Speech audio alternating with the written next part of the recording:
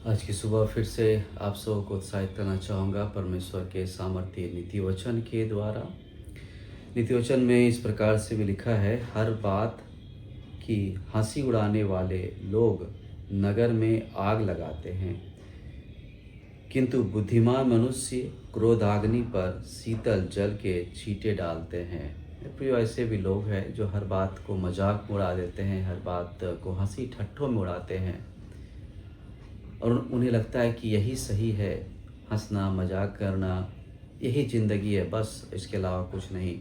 तो ऐसे लोगों के लिए पवित्र शास्त्र बताता है कि वो नगर में आग लगा देते हैं, अर्थात वो जहाँ रहते हैं वहाँ उनके हंसी और ठट्ठों और मजाक के कारण कई बार लड़ाइयाँ छिड़ जाती है, लोग परेशान हो जाते हैं, लोग निराश हो जाते हैं, लोगों में हताशा आ जाती है। उनके हर बात पर मजाक करने के कारण से बहुत लोगों को बुरा लग जाता है, बहुत लोगों को दुख हो जाता है। लेकिन दूसरी ओर धर्मशास्त्र बताता है कि किंतु बुद्धिमान मनुष्य क्रोधाग्नि पर शीतल जल के छींटे डालता है। मेरे प्रियो, हमें उस बुद्धिमान व्यक्ति के समान होने की आवश्यकता है जो सोच समझकर सुंदर शब्दों का इस्तेमाल करता है।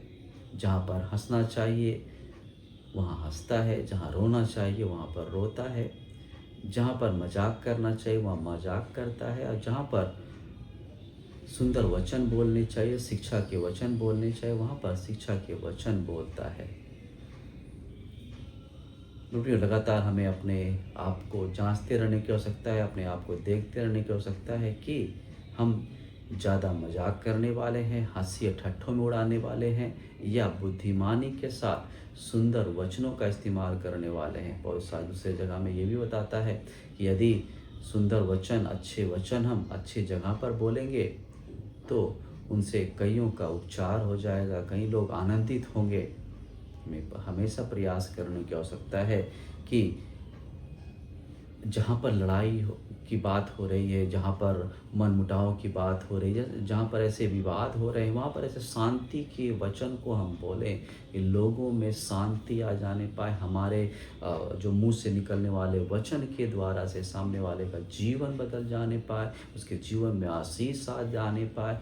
क्रोध यदि जो किसी को आया है, यदि कोई गुस्सा में है, यदि कोई क्रोधित है, तो उसका क्रोध आपके शांतिपूर्ण वचनों के द्वारा से, शांतिपूर्ण मीठे वचनों के द्वारा से शांत हो जाने पाए, उसकी क्रोधाग्नि शांत हो जाने पाए। आपके सुंदर वचन, आपके मीठे वचन उसके क्रोध अग्नि पर या पानी के छींटों के समान गिरेंगे तो उसकी क्रोधाग्नि शांत हो जाएगी, और वहाँ पर जिस स्थान पर आप होंगे वहाँ पर शांति हो जाएगी। यदि आप मजाक करेंगे, हंसी और ठट्टा में उड़ाएंगे बातों को, तो शांति नहीं आएगी, वहाँ पर हंसी मजाक का माहौल हो जाएगा। कुछ लोग तो हंसेंगे लेकिन कुछ लोगों को दुख हो जाएगा। लेकिन यदि आप शांति प्रिय ढंग से बुद्धिमानी के साथ शब्दों का इस्तेमाल करेंगे तो सब लोगों को आनंदित होगा, सब लोग आनंदित होंगे और सब लोगों को अच्छा लगेगा, और सब लोग मिलकर के आगे बढ़ पाएंगे,